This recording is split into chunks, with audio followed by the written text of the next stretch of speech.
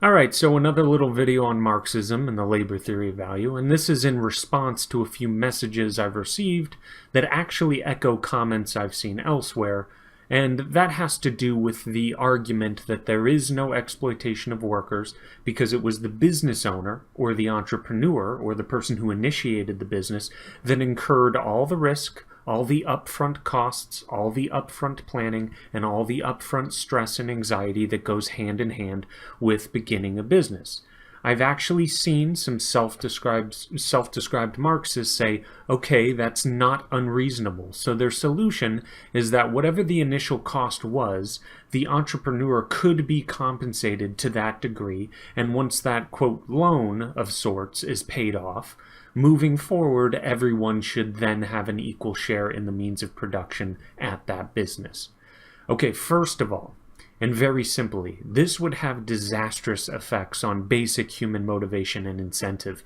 How bad of a message is it to say to someone, to anyone, with a great idea for a product or service, okay, go start a business, but just so you know, society is set up in a way that you've got a low cap on how successful you can be in this venture. The moment you get to a certain point, you will be dragged right back down into the average, right back down into mediocrity. Secondly, how do you quantify the risk and stress and anxiety inherent in creating a business? Because that is an extremely large part of all this that cannot be ignored. It is not simply monetary cost that matters here. You must take into consideration the fact that entrepreneurs often put a lot on the line. They may even risk it all. Their family cohesiveness, their credit, their assets, you name it. And furthermore, do you just ignore the total benefit society has enjoyed because of the person who initiated the business? Is there no compensation for this? There should be, as long as we are talking about being fair. And how do you quantify that? And if you could, it would obviously be a huge compensation if it became a huge business serving the needs of thousands of people. So let's say you compensate them for that. All of a sudden, you have a very rich individual. And I think I remember reading something about how Marxists aren't terribly keen on having rich people around. Something about bloody revolution, I think. But the main point here is that if the initial monetary investment is compensated to the entrepreneur, then why wouldn't all the stress, risk, and anxiety causing unknowables be compensated for as well?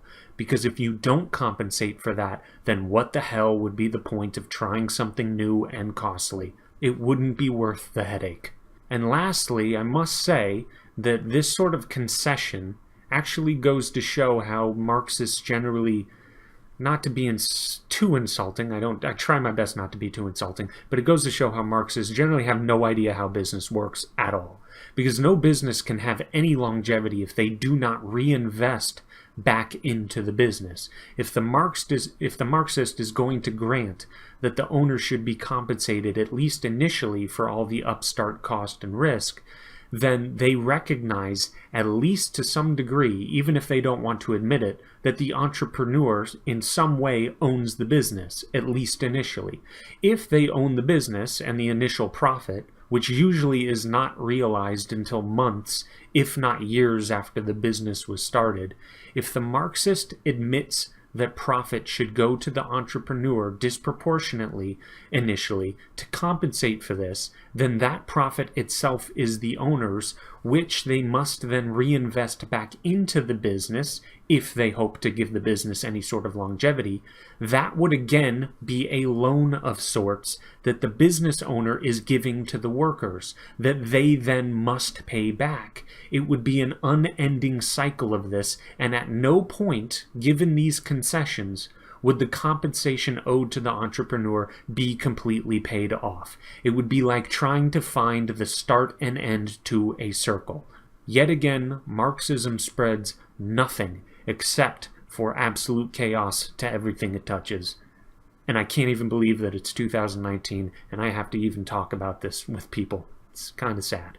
But that has to be it for me now. Please like and subscribe. And hey, I hit 300 subscribers. Very awesome and very appreciated. So long.